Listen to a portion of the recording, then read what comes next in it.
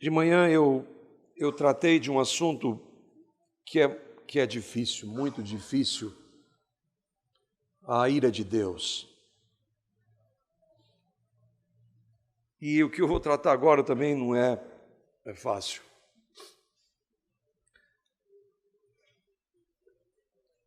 Pela graça de Deus e eventualmente ouvindo algum falso profeta, e a minha tendência é ir por esse caminho de questionar a Deus, eu tenho aprendido que eu não devo fazer isso. Eu não posso questionar a Deus. Eu devo me submeter à sua palavra, ainda que muitas vezes eu não entenda. Mas, como eu disse pela manhã, é difícil tratar de alguns assuntos, de algumas verdades que a Escritura apresenta. Eu não creio que o texto que nós vamos examinar se refira somente àqueles que abandonam, que abandonam o convívio da igreja. Eu creio que há pessoas do tipo caminho, do tipo pedras, do tipo espinhos, no meio da terra boa. E eu queria que você considerasse isso. Você fizesse esse exame, examinasse e considerasse o que Paulo diz. 2 Coríntios capítulo 13, versículo 5. Lembra, Paulo está falando isso para uma igreja. Ele não está falando isso, ele não está pregando num lugar aberto, ele está falando para pessoas que professavam a Cristo. E isso era para aqueles que estavam na igreja de Corinto, isso é para nós. Você e eu precisamos fazer esse exame. Examinai, portanto, a vós mesmos, a fim de verificar se estáis realmente na fé.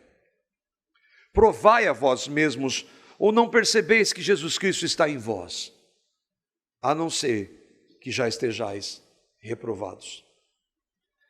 Eu e você, não interessa quanto tempo você está participando, você está ouvindo, não interessa, eu e você precisamos fazer esse exame. O maior e mais terrível dos enganos não é alguém que esteja no satanismo, não é alguém que esteja no paganismo. O maior e mais terrível dos enganos não é alguém que está na falsa religião, mas é alguém que dia após dia, domingo após domingo, ouve a verdade, professa crer, mas nunca creu, nunca foi regenerado. Você e eu precisamos fazer esse exame. E o tema da nossa reflexão é: 75% dos que ouvem o Evangelho vão rejeitá-lo. E a questão primeira que eu espero que você faça é: mas de onde é que você tirou esse percentual? Você está inventando isso e a gente vai ver de onde vem. Ninguém sabe eu estava conversando hoje com os irmãos do presbitério, ninguém sabe com absoluta certeza quais são ou quem são todos os que verdadeiramente creram e receberam o Evangelho. Eu não sei de todos que são membros da comunidade, por exemplo. Só Deus sabe.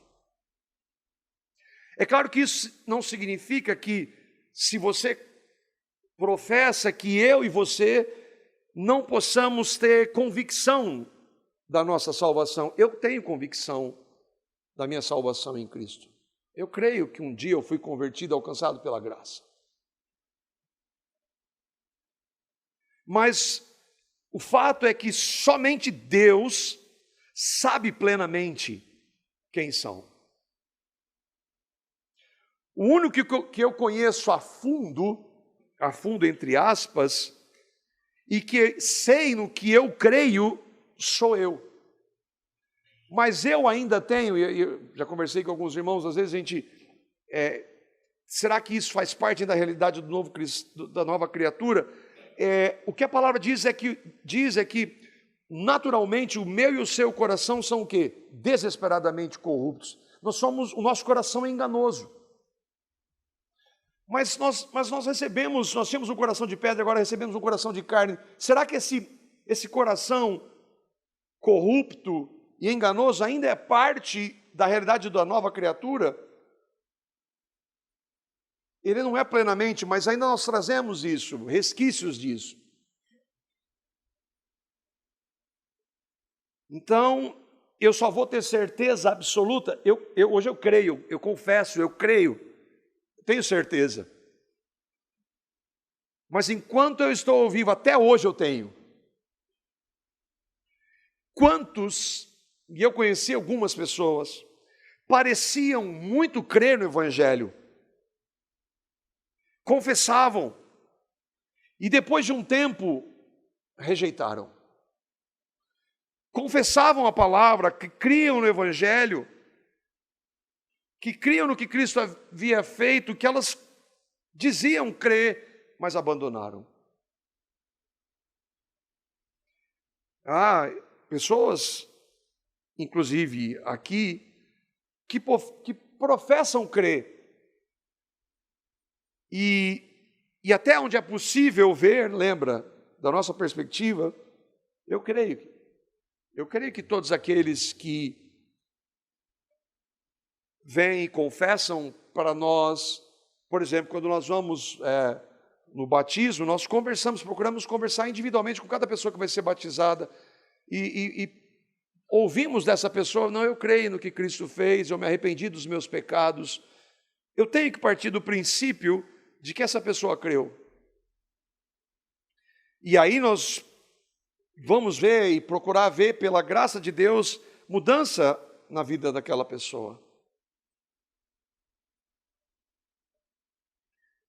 Mas há pessoas, inclusive dentre essas, que algumas, não, eu creio que ele é meu irmão, mas essa pessoa eu não sei. Eu não sei. E eventualmente nós conversamos, eu não sei. Eu espero que sim. E há aqueles que, como o Alexandre trouxe na semana passada, aqueles que professam e vivem na prática do pecado.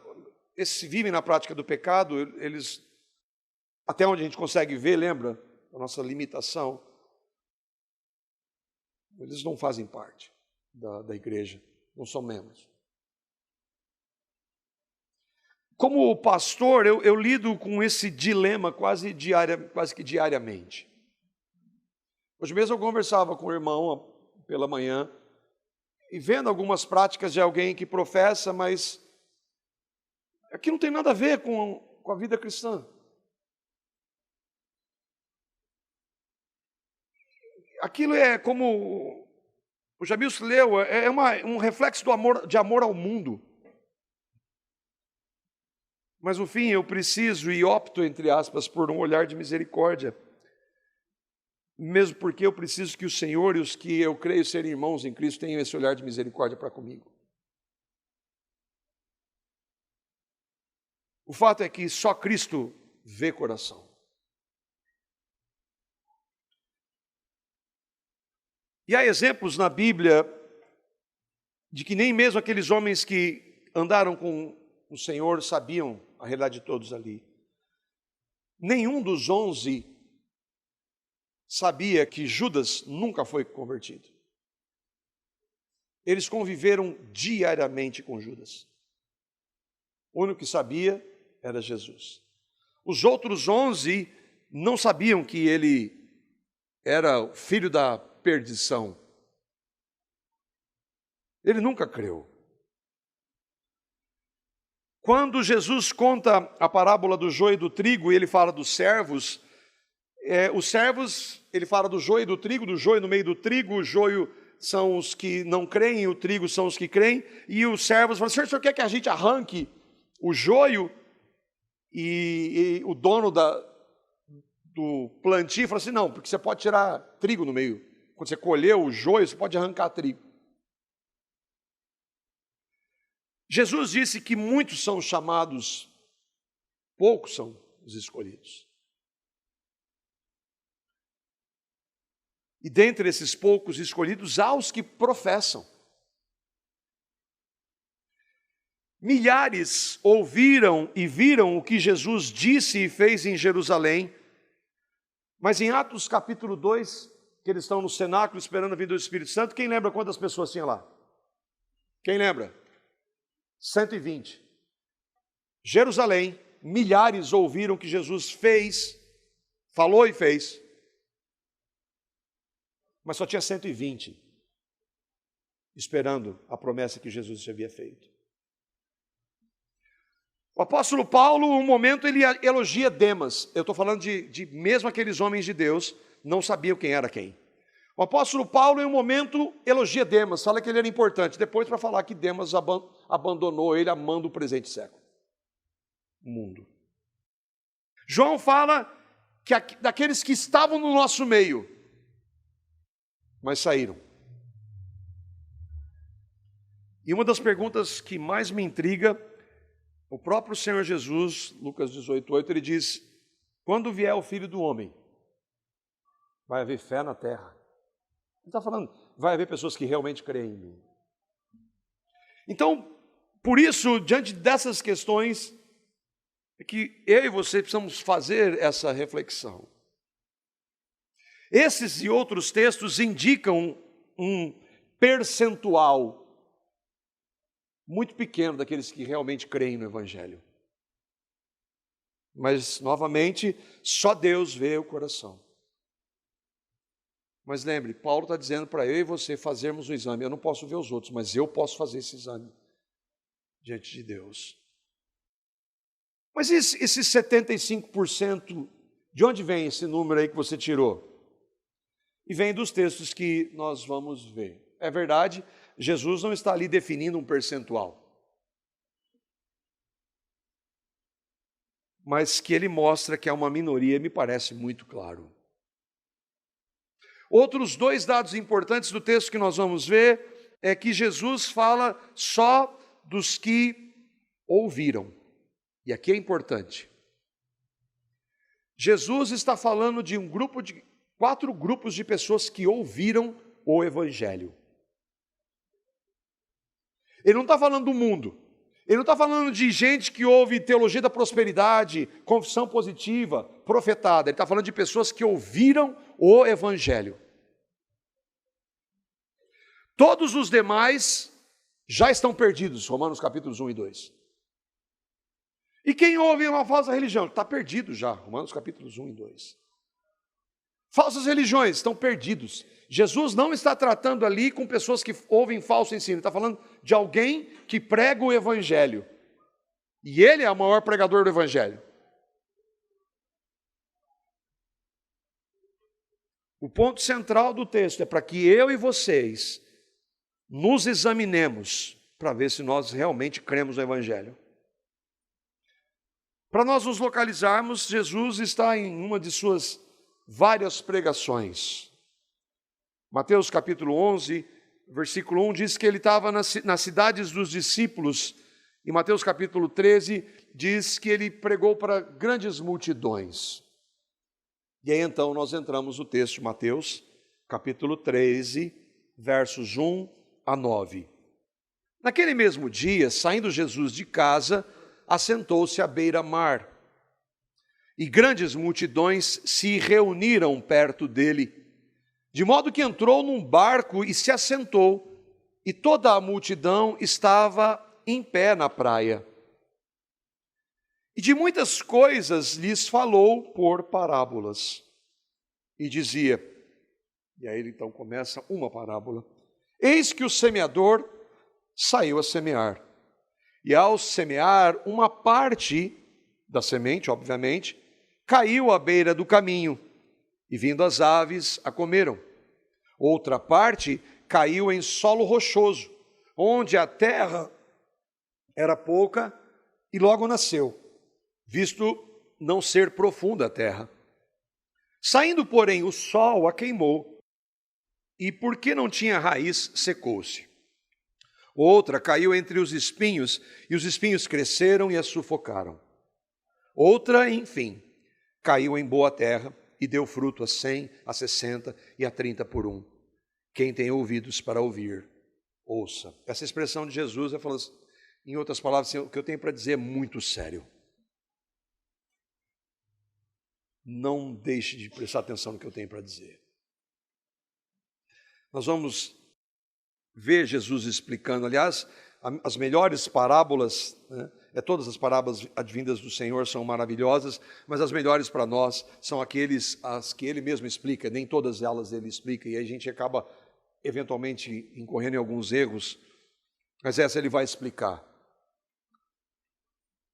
Jesus contou algumas parábolas. Parábolas eram pequenas histórias. Existe ainda o conceito de história com E? Tem? A ideia de história é real.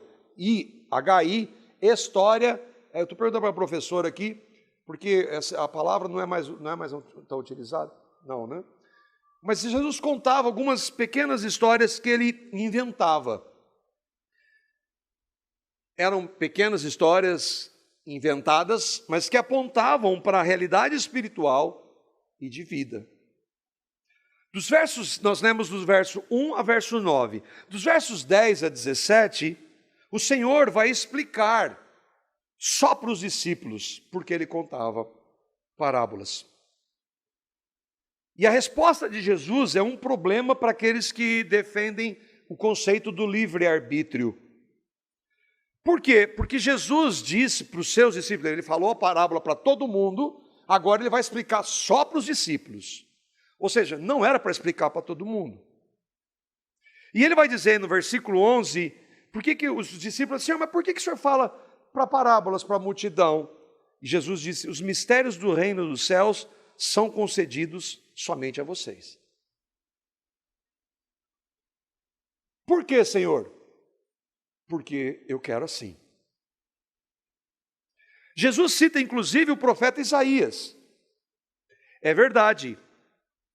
E nós falamos um pouco sobre isso pela manhã e novamente. Soberania e responsabilidade. É verdade que Jesus vai dizer no versículo 15, o coração desse povo, daquele povo está endurecido e de mau grado ouviram com os ouvidos e fecharam os olhos. Sim, eles não querem. Eles estavam lá. Por que a multidão estava lá? Porque tinha pão, tinha peixe, tinha cura. Quando Jesus começa a falar da morte, o que acontece? Vão embora. O povo vai embora. É assim hoje. O problema é que hoje tem promessa de pão, de cura e de peixe, e não se cumpre. Mas lá tinha, e Jesus fazia, e as multidões seguiam. Quando Jesus endureceu o discurso, eles vão embora. E até que Jesus pergunta, vocês não querem ir também? E aquele Pedro que a gente está vendo, aquele homem maravilhoso, falho, falou, Senhor, para quem que a gente vai? Eu não vou para nenhum lugar não, eu só quero o Senhor. Pedro, aquele que errou. Mas que a verdade é que ele falou que só ele tem as palavras de vida eterna, só Cristo tem. É verdade então que o Senhor, os mistérios do reino, ele revela só para os seus. E os que rejeitam? Os que não são salvos, não são salvos porque rejeitam. Agora, não nos esqueçamos, nós rejeitávamos. Nós cremos hoje, se nós cremos, é porque nos foi concedido. Jesus falou assim, a vocês foi concedido. Agora, o alvo não é falar de soberania, mas para mostrar por que 75% rejeita. 75%, vocês entenderam? Eu espero. Jesus então vai explicar o que ele quis dizer com essa pequena história. Ele vai explicar cada um dos elementos ali. Versículos 18 a 23. Atendei, lembra, ele vem agora, ele explica, Senhor, por que o Senhor fala? Aí ele fala, Senhor, explica-nos a parábola. E aí ele vai explicar para eles e para nós, hoje temos o privilégio de ouvir. Atendei vós, pois, a parábola do semeador. Preste atenção no que eu quis dizer, Jesus está falando. A todos os que ouvem a palavra do reino e não a compreendem, vem o maligno e arrebata o que lhes foi semeado no coração. Este é o que foi semeado à beira do caminho. Primeiro terreno. O que foi semeado em solo rochoso entre pedras, segundo terreno, esse é o que ouve a palavra e recebe logo com alegria. Mas não tem raiz em si mesmo, sendo antes de pouca duração. Em lhe chegando a angústia ou a perseguição por causa da palavra, logo se escandaliza. O que foi semeado entre espinhos é o que ouve a palavra, o terceiro terreno.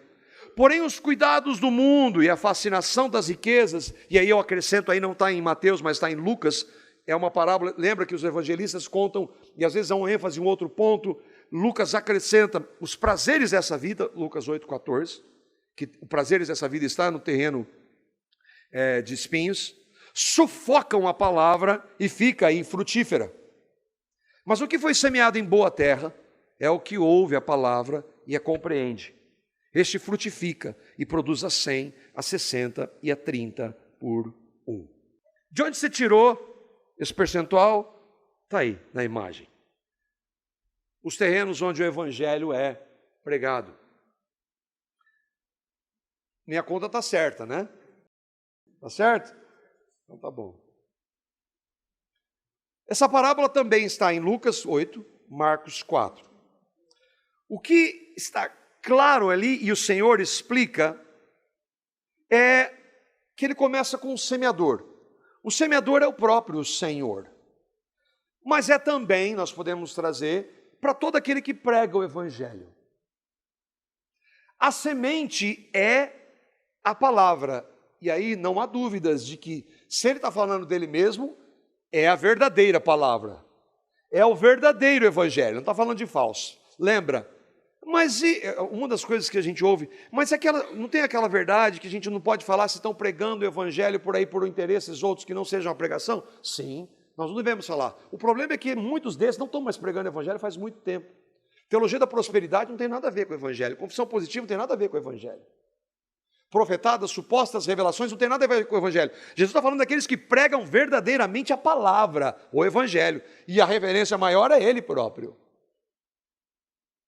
Então, o pregador lança a verdadeira palavra, o Evangelho. E os terrenos, o caminho, as rochas, espinhos e boa terra, são tipos de pessoas que ouvem o Evangelho. Quem tem ouvidos para ouvir, ouça. Lembra que Jesus falou? Ele falou há 2000 anos, está falando agora. O irmão John Gill, ele comentando, ele diz assim: não apenas externamente, não ouça apenas, estou ouvindo, eu estou lá para contar ponto, porque eu tenho que ir de vez em quando lá para ouvir, mas internamente. Aquele que tem ouvidos para ouvir, de modo a entender, faça uso deles, considere seriamente e atenda diligentemente ao uso da importância dessa parábola. Lembra, você precisa ouvir.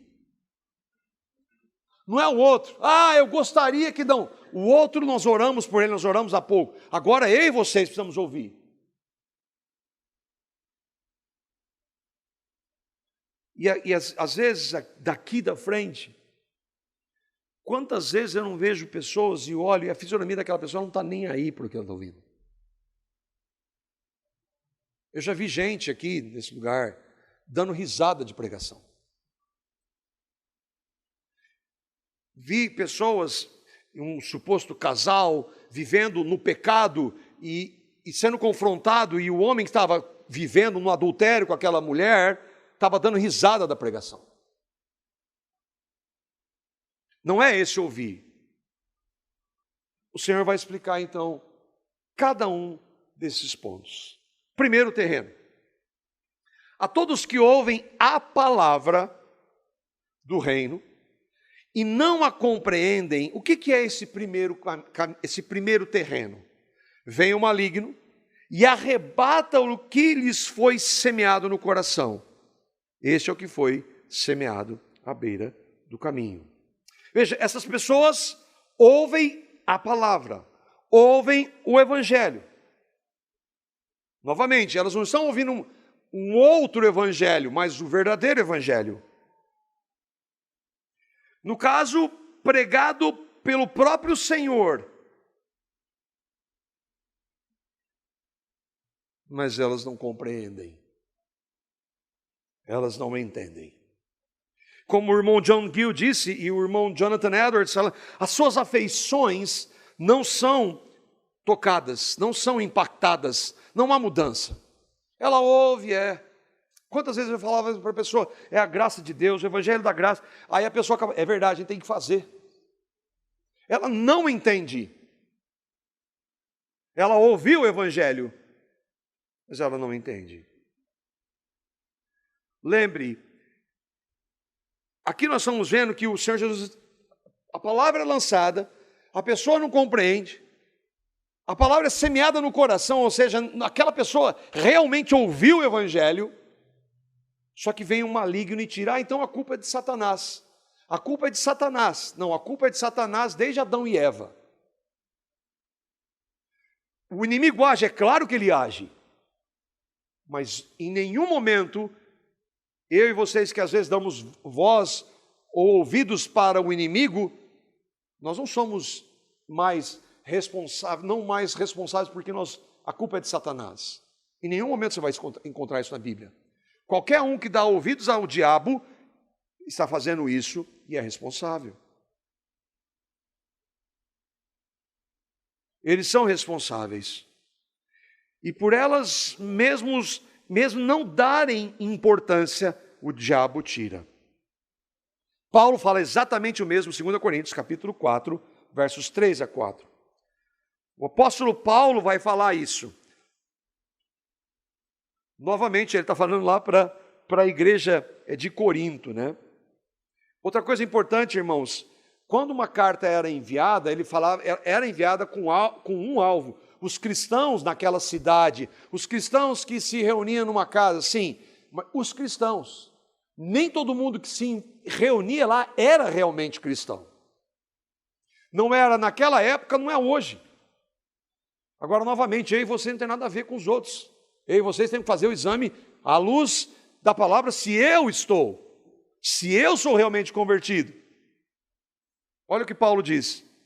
Mas se o nosso evangelho ainda está encoberto, é para os que se perdem que está encoberto. Exatamente o que Jesus falou daquele povo que ele não revelou. Nos quais o Deus desse século cegou o entendimento dos incrédulos, para que não lhes resplandeça a luz do evangelho da glória de Cristo, o qual é a imagem de Deus. Sim, as pessoas não entendem porque elas foram cegas pelo diabo, mas isso não significa que elas não sejam responsáveis. Ah, mas eu não entendo isso. Não é, eu e você não tem que entender, nós temos que crer no que a palavra de Deus diz. Esses são os primeiros 25%. As pessoas não creram no evangelho. Segundo grupo, o que foi semeado em solo rochoso, esse é o que ouve a palavra e a recebe com alegria. Creram, nasceu de novo. Mas não tem raiz em si mesmo, sendo antes de pouca duração.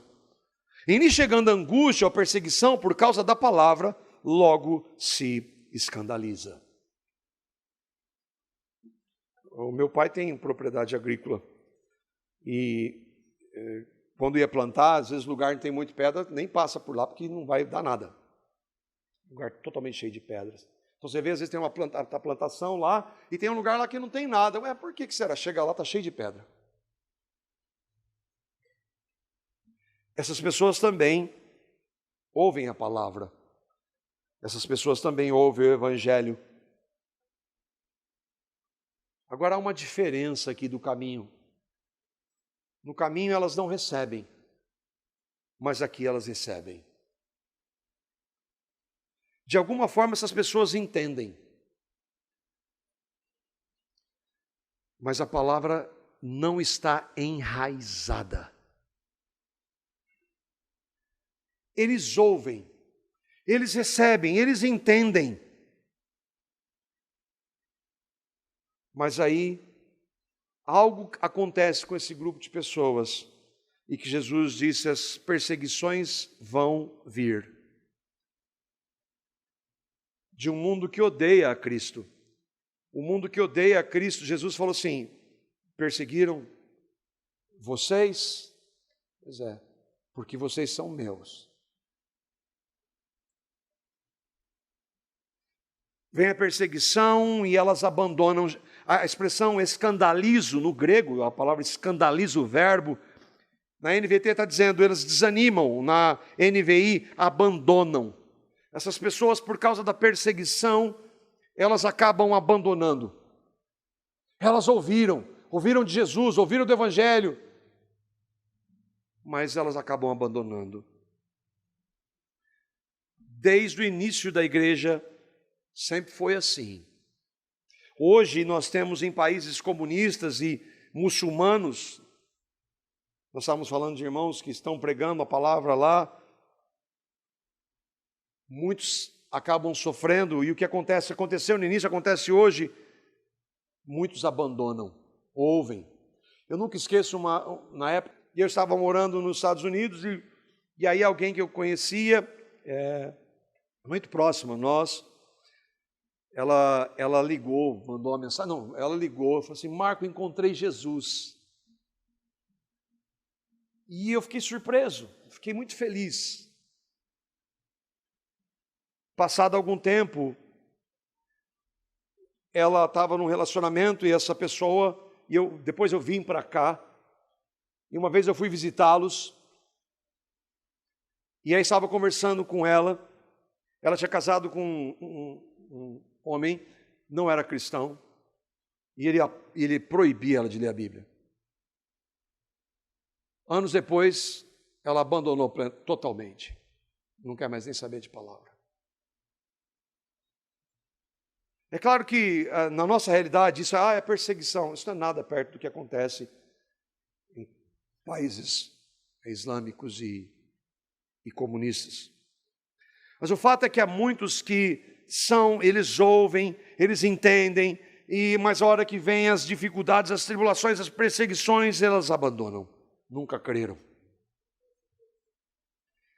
E hoje eu creio, aliás, o texto que você me mandou, Anderson, do reverendo Hernandes, uma percepção que eu achei muito interessante. Ele fala do anticristo, a manifestação do anticristo, e um dos sinais da manifestação do anticristo, 2 Tessalonicenses capítulo 2, Paulo diz assim que virá a apostasia. A apostasia é o abandono da fé. E uma das formas, a interpretação do reverendo Hernandes, que eu acho que vale pensar, especialmente no nosso momento, a apostasia, uma das formas dela é abandonar as verdades da Escritura. Em nome de um amor, que nós tratamos hoje, abandonando fundamentos da Escritura em relação, por exemplo, à sexualidade. Um dos meios que eu creio que vai vir a perseguição no Ocidente, diferentemente do Oriente, é por causa da pauta LGBT. E aí nós vamos ver quem crê mesmo. O reverendo Augusto Nicodemos, há uns 15 anos, disse assim: preparem-se, pastores, nós vamos ser presos. 15 anos, mais ou menos. Por causa de um discurso de ódio. 50%. E agora, 50%. Terceiro terreno. O que foi semeado entre espinhos, as pessoas que Jesus chama de espinhos, é o que ouve a palavra, porém os cuidados do mundo, a fascinação das riquezas e os prazeres dessa vida sufocam a palavra e fica infrutífera. Parece-me que essas pessoas são as que mais nós vemos. Essas pessoas são as que, inclusive, estão no meio da igreja. Tem muita gente assim. Você tem que fazer uma pergunta se você não é um desses. Mais uma vez, elas ouvem a palavra, lembra? Todas essas pessoas ouviram o Evangelho. Elas começam, muda de religião, inclusive muda de religião. Eu mudei de religião.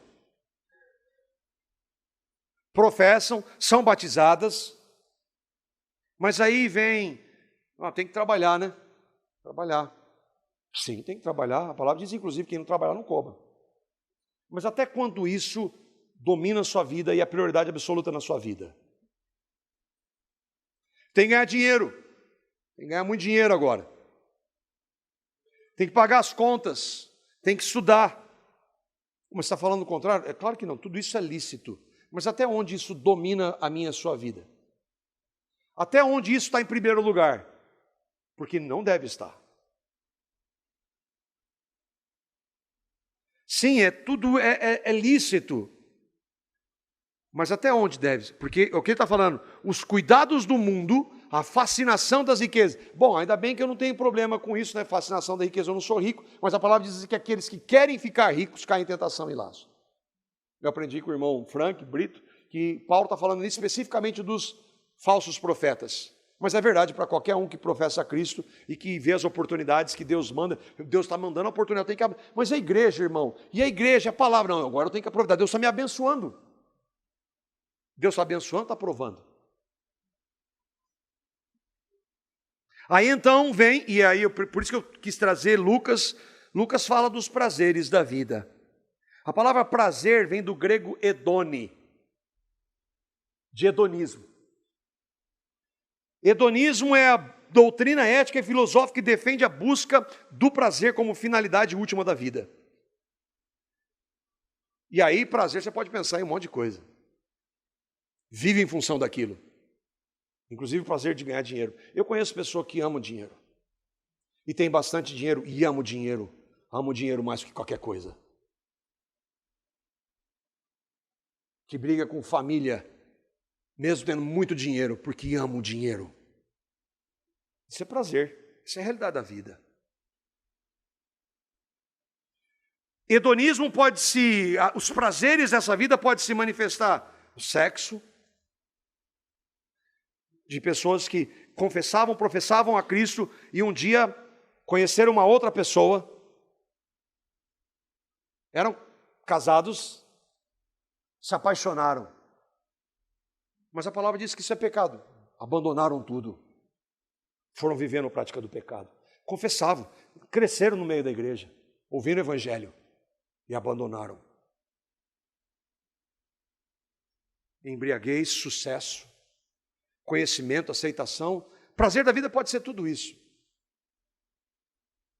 Eu já vi pessoas que optaram então por essas realidades de ganhar dinheiro, de alguém que, por exemplo, alguém que ouvia a palavra, assim, não, agora eu preciso ganhar, e abandonou plenamente, abandonou tudo que confessava.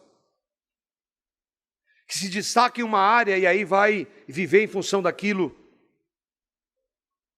O escritor aos Hebreus, ele chama isso de escolha pelo prazer momentâneo do pecado, Hebreus capítulo 11, versículos 24 a 25. O escritor aos Hebreus está falando no capítulo 11 daqueles homens que amaram mais a Deus, a Cristo, do que qualquer coisa. Muitos deles sofreram por amor ao Senhor. Mas algo que ele fala aqui e que é uma grande verdade, porque a ideia de que o prazer é algo ruim, não, o pecado é algo ruim, não. O pecado tem um prazer, só que ele é momentâneo, ele é transitório e ele leva à morte. Hebreus capítulo 11, versos 24 e 25. Pela fé, Moisés, quando já homem feito, recusou ser chamado filho da filha de Faraó. Moisés podia ter tudo. Lembra? Ele era neto do homem mais poderoso do mundo. Mas ele preferiu ser maltratado junto com o povo de Deus a usufruir prazeres transitórios do pecado, momentâneos. E há muitas pessoas que professam a Cristo e que fazem um caminho inverso. Não, eu quero viver, eu quero ganhar dinheiro, eu quero ter muito dinheiro, eu quero viver esse prazer agora momentâneo na minha sexualidade, na minha paixão, seja lá o que for, do sucesso que eu estou agora conseguindo.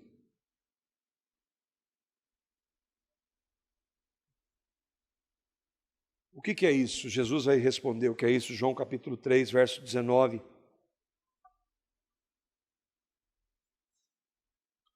João 3, 19, depois de anunciar o evangelho, Jesus vai falar, mas por que as pessoas não recebem o Evangelho? Eu e você, se recebemos o Evangelho e cremos verdadeiramente no Evangelho, foi só pela graça, amor e misericórdia soberanas dele. E se Deus não tivesse feito isso, nós seríamos esse. O julgamento é este, que a luz veio ao mundo, mas os homens amaram mais as trevas do que a luz, porque as suas obras eram más. Esses são os 3 terrenos. Cada um com a sua área, ama mais o mundo do que a Cristo. Paulo, ao tratar do anticristo, que eu citei, mostra que pessoas ouviram a verdade, mas a rejeitaram, preferindo os seus pecados. 2 Tessalonicenses, capítulo 2, versos 9 a 10. Me fascina isso, porque Paulo está falando do aparecimento do iníquo. O iníquo ali, há uma divergência entre irmãos na escatologia, mas todo mundo ali sabe que Paulo está falando do anticristo. Esse anticristo vai enganar muitos da igreja, porque ele vai fazer sinais e prodígios da mentira. Hoje, com pessoa que não faz sinal e prodígio coisa nenhuma, e um monte de gente segue. Imagina quando vier alguém fazendo, e vai fazer. Mas o ponto que Paulo diz é por que essas pessoas optam pela mentira e não pela verdade. Ora, o aparecimento do iníquo é segundo a eficácia de Satanás, com todo o poder e sinais e prodígios da mentira e com todo o engano da injustiça. Ele vai enganar quem? Aos que perecem, porque não acolheram o amor da verdade para serem salvos. Eles ouviram a verdade, mas a rejeitaram. Então aqui a gente pode colocar nesses terrenos os que dão ouvidos a falsos ensinos, falsos profetas. Irmãos, todos esses 3 aqui ouviram a palavra. Todos eles ouviram a palavra. Eles não são ateus, eles não são pagãos, eles não são participantes de outras religiões. Muitos desses podem ficar anos no meio da igreja, mas nunca foram verdadeiramente regenerados, convertidos, nasceram de novo. Esse é o pior de todos os cenários. É ouvir o Evangelho, ouvir a verdade e ir meio que na onda de todo mundo, mas nunca ter crido no Evangelho. É amar essas coisas, inclusive, mas de uma forma sutil, em que não dá nem para perceber. Por isso você tem que fazer um exame.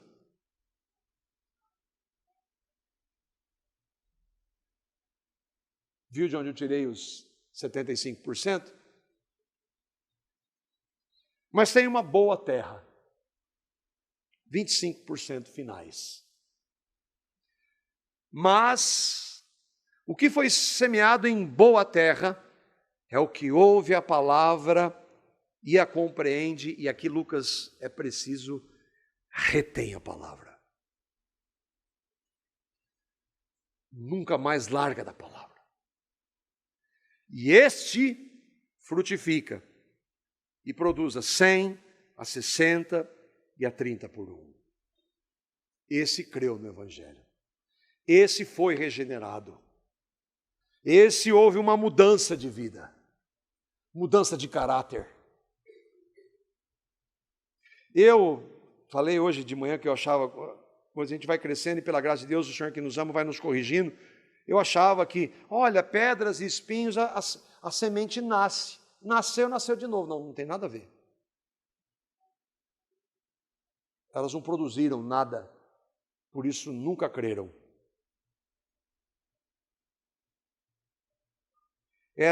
Eu achava assim, é crente sem fruto, não existe isso. Isso é falso. Sim, o próprio Senhor Jesus está dizendo que nem todos que nascem de novo produzem da mesma forma. 100, 60 e 30, cada um produzindo, capacitado pela graça e pelo Espírito, produzindo frutos. Mas não tem aqui um que produz 0. Portanto, só a boa terra foi genuinamente convertida. Não há cristãos que não produzam frutos. O que são os frutos? Frutos é a mudança de vida que o Evangelho produz. Alguém que foi genuinamente convertido ao Evangelho vai ser mudado e transformado pelo poder do Evangelho. Não tem como ser do mesmo jeito, não tem como viver do mesmo jeito, com os mesmos valores, com a mesma mente, com os mesmos gostos, com os mesmos prazeres, com as mesmas afeições. Não dá para eu continuar vendo, ouvindo, falando, pensando o que eu fazia, tudo que eu fazia antes de crer em Cristo. É impossível.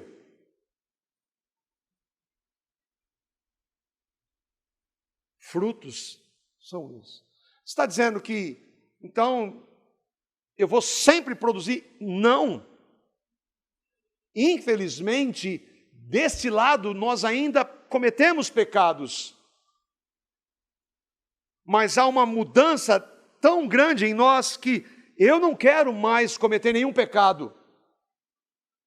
Quando eu sou confrontado pela palavra com o meu pecado, eu não racionalizo, eu não justifico. Ainda que eu tente inicialmente, mas o Espírito Santo que habita em mim vai dizer: Marco, você pecou. Vá diante do Senhor, peça perdão, clame misericórdia. Vá diante do Senhor, além de pedir perdão e misericórdia, peça a Ele que te capacite e mude a sua vida, mude os seus valores, os seus gostos.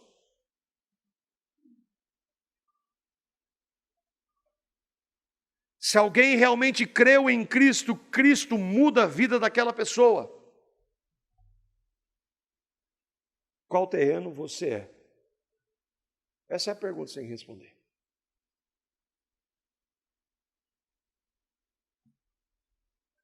Você já ouviu o Evangelho? Não. Não? Vou falar do Evangelho para você agora. A Bíblia diz que Deus criou esse universo maravilhoso. E ao final, em Gênesis capítulo 1, versículo 31, Deus viu que tudo que Ele havia feito era muito bom. Muito bom, estávamos eu e você, representados em Adão e Eva, os nossos pais. Mas a Bíblia diz também que eles decidiram, Adão e Eva, estavam no mundo perfeito, sem dor, sem pecado, sem sofrimento, na presença de Deus. Eles decidiram, optaram por desobedecer a Deus, se rebelar contra Deus. Isso é o pecado. Naquela hora, naquele momento, eles pecam contra Deus. E Deus não tem relação com o pecado, Deus os tira da realidade que eles estavam. Deus então vai conceder a eles, uma promessa que Ele havia feito antes deles pecarem, que eles teriam filhos. Os filhos deles nascem em pecado, a gente vê a história, e eles cometem pecados. Os filhos dos filhos deles, os filhos dos filhos dos filhos, até chegar em mim, em você. Todos nós, a Bíblia diz que nós nascemos em pecado. E por isso estamos separados de Deus, por causa do nosso pecado. Mas a Bíblia diz que Deus amou pecadores. Ele amou pecadores como eu e você. Ele me amou, não sei se você crê. Ele amou pecadores como eu e você. E Ele amou tanto que deu o seu Filho. Deu é graça. Deu de graça o seu Filho. Para quê? Para que pecadores como eu e você creamos no que Cristo fez. E o que Ele fez? Ele morreu na cruz. Ele derramou o seu sangue para purificar pecados de pecadores. Ele atraiu aqueles que Ele elegeu antes da fundação do mundo no seu corpo para que morressem com Ele. E na ressurreição Ele deu uma nova vida a todos aqueles que creem. Isso é o Evangelho. Você ouviu o Evangelho?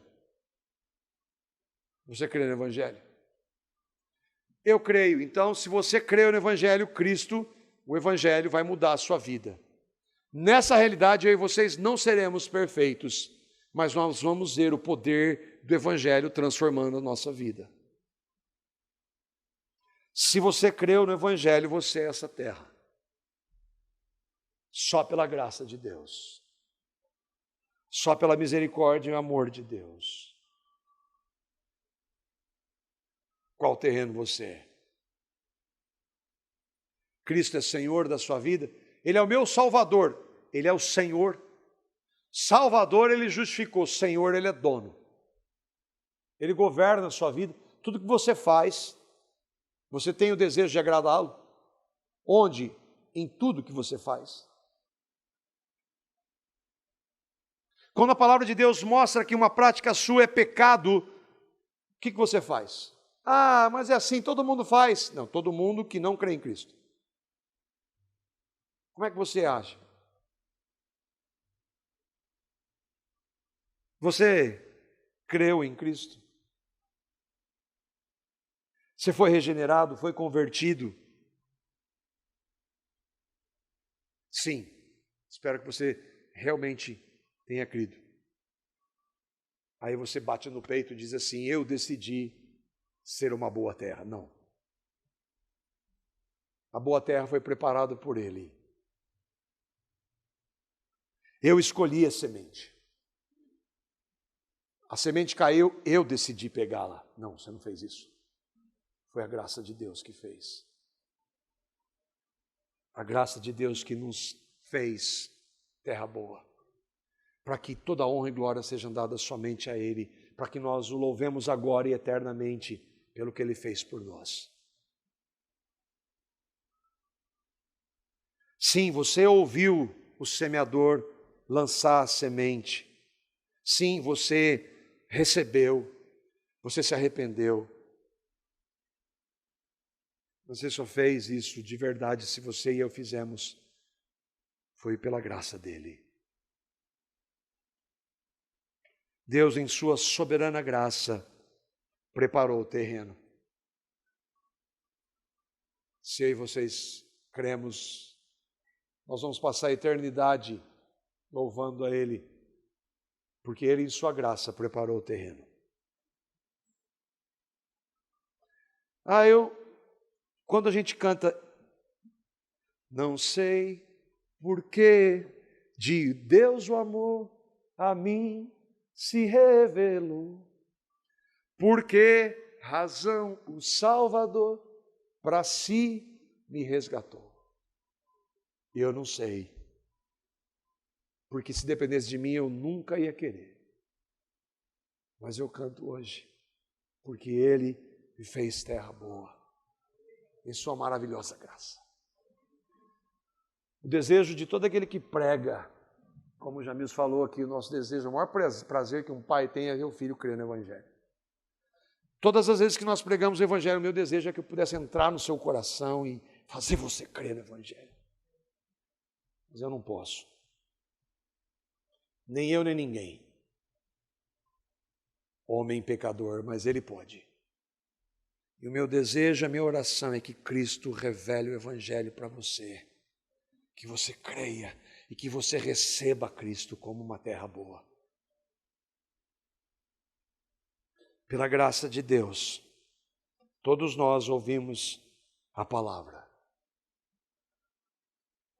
Que eu e vocês estejamos entre esses 25% minoritários, para a glória dEle.